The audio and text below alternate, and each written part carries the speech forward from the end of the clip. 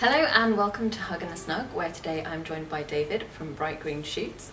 Today I'm actually doing a little bit of homework because Life Size Media are preparing for our 7 Days for Sustainability challenge, and I have been charged with looking after energy efficiency. Okay. Now, I do quite a lot of work around energy efficiency for our clients, but when it comes to what we can do in the office, I found myself a little bit stuck. So David is here to give me some advice and pointers for what I might be able to organise on my day. Just before you do that, it's called Hug and the Snug, which means we have to start with a hug. Ha! Are you This all wasn't right? explained. Are you all right with that? That's fine. Yeah, let's do it. Okay. Brilliant. Hug completed. Let's talk Right, about part one done. energy efficiency at Life Size HQ. Okay, well, it's interesting. It's probably quite a nice example of what a lot of other SMEs find.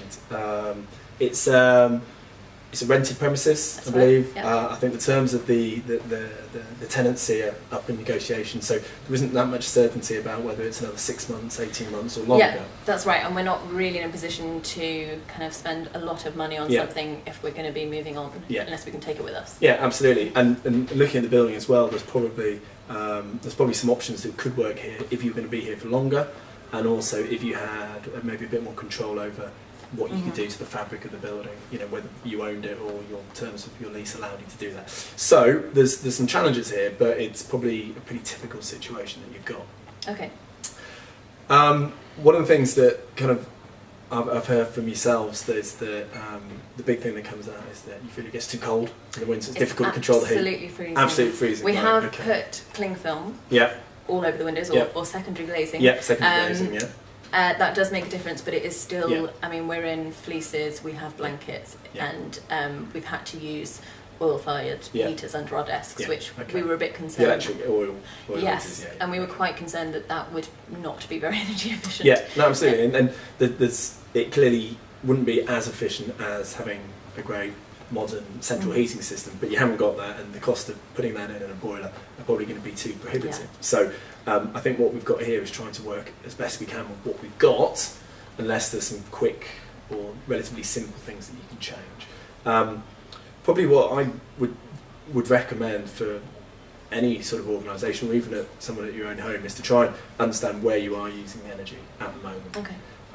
So you probably get your bills quarterly, you might even get them monthly, but there might not be, and I don't think there is any sort of smart metering. There's no real way of telling exactly. Not at the moment, used. No. although interesting you should mention smart metering, because that is something that I had thought about getting in place for my energy efficiency day. So I think it would be really helpful for us to be able to see kind of in real time how much energy. Absolutely, because if we're looking here, we need to find out exactly where the energy is being used, and ideally the best way to do that is to get meters in, and probably for an office like this, try and get meters in on quite a granular level, so you can see which appliances, which circuits are actually drawing the energy at what times of day and what times of the week.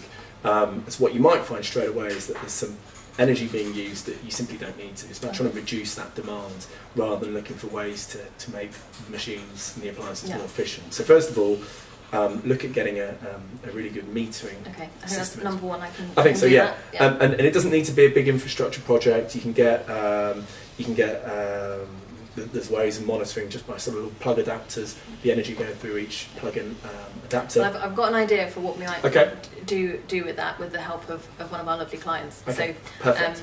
Well, that might fit really well then. Watch this space. Okay, we'll do. That might fit really well. And what you've got here is there's no gas, so it's all electricity, so that makes it simpler from that point of view anyway. And interestingly, a bit of a digression, but we did notice from the office that we were in before that our carbon footprint for this year is a lot lower because we weren't using gas. So even though we had to use those heaters, which weren't particularly efficient, it'd make a big carbon saving by not using gas. Yeah, no, that's interesting. It might be that is whether you've experienced some kind of rebound effect, if you like, or the rebound effect of the gas. The last office where you were using gas, it could well be that because you had the luxury of a central heating system, gas-fired, that was working all the time, and you used it all the time. I think that's probably true. Great. Yes, you never had a cold day in the office. Yeah. Whereas what you have now, where you have the inconvenience, if you like, of having to manually switch on and switch off the electric heaters, and you're each responsible for kind of one sort of in your area, I think.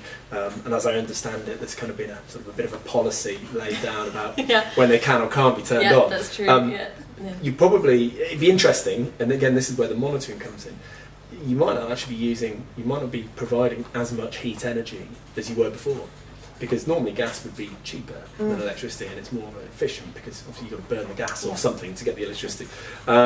So that'd be really quite interesting. It may well be that this office is more insulated than you thought, so maybe you don't need to provide as much heat into it. But from what I'm hearing, it's probably not. It is very, very cold. Okay, well, I think that's there's not a lot we can do, like you said, about the heating at the moment. So I think, well, no. Sorry to interrupt. Yeah, there probably isn't. I mean, what might be worthwhile looking at is using the heaters you've got. Really have a look at them and make sure that they're all as efficient as they can be. Make sure there's no particular faults. Make sure there's no sort of blockages. If they're convection heaters, is the airflow being allowed correctly around them or through them? Just make sure that there's no sort of fusing issues, which mean they're drawing a lot of current, but they're not providing the right amount. Okay. So you can do some tests like that. You can make sure that they are working as well as they can be. Also, it could be worth looking at the sort of the usage of them, when they're on, when they're not. Is there some sort of organised system that they're on for like 2 hours in the morning? So rather than having a scattergun approach, it might be that you'd find you'd actually use less energy overall if you had a more sort of planned way of how to use the heaters that you've got. That's interesting. So I guess it's summer now. We're trying not to use them at all, although it's not the most balmy of summers. But I think that's something that we can bear in mind when we get back into the cooler period. So I've got my smart meters to look at. We'll have a think about if we can look at the heaters, see them as efficient as they could be, and maybe think about how better we could use them. What else can I do on my day to... Okay, the other main source of energy usage, one of the main sources of energy usage here are the office equipment, the appliances that you've got. So there's photocopies, faxes, might be the same machine, computers. You might have chargers plugged in the whole time, but you take your laptop away, you might have laptop docks that are in the whole time. You go to a meeting, take your laptop, but the dock's still on a standby. So again, the monitoring will reveal what is being used. But just as a rule of thumb, if you don't need it, turn it off. Unless there's some particular IT reason that you have to have a system running, which for a laptop or iPad, whatever you're taking to a meeting, probably isn't. You could probably get some huge changes from behavioural things like that. And just to be cynical for a moment, does that really make a tangible difference? Let's say you're here for another 6 months, even if you're here for another 18 months, it will make a tangible difference. And also the cost of turning something off is minimal. So the return on it is really easy. Absolutely, if you're just looking at how many pounds you're going to save on a particular day, it's not a huge amount, but it really is a question of just making lots of small gains over time.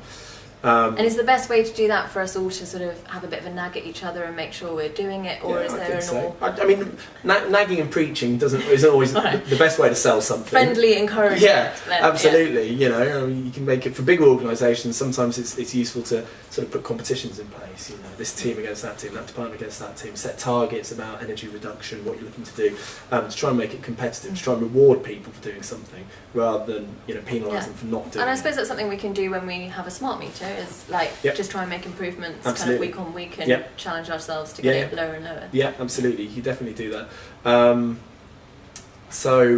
With the other thing you could do is just one of the things that we often talk about with organisations is to run a sort of out of hours survey, an out of office hours survey.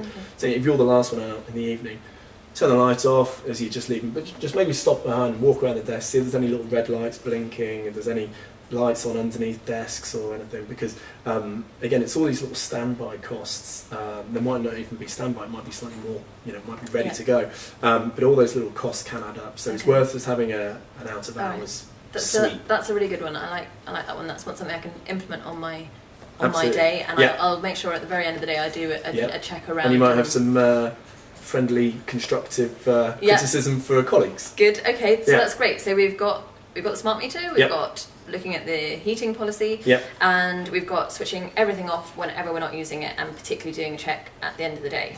Yeah, absolutely. I mean, make sure that obviously you're not doing anything that's going to interfere with safety. But if you don't need to use it, then don't have it. Okay. Anything else for me?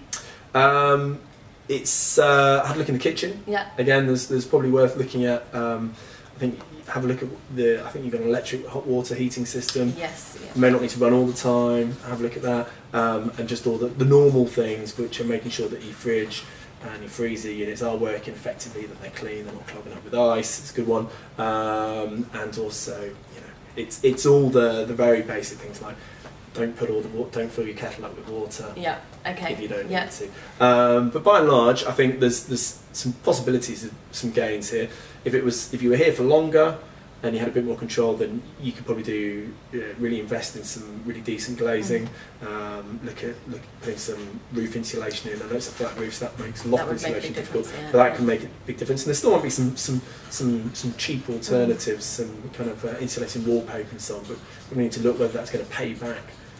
Sufficiently, and the lighting as well. So anything you can do to reduce. I'm glad you mentioned the lighting. So, do you have any specific? I have something in mind. So it's a bit of a leading question. Okay. But we do use energy-saving bulbs. Yep. But do you think we can go further than that? Yeah, there's probably two things to look at again with lighting. It's looking at the controls of the lighting. So are there areas where you want them to be occupancy?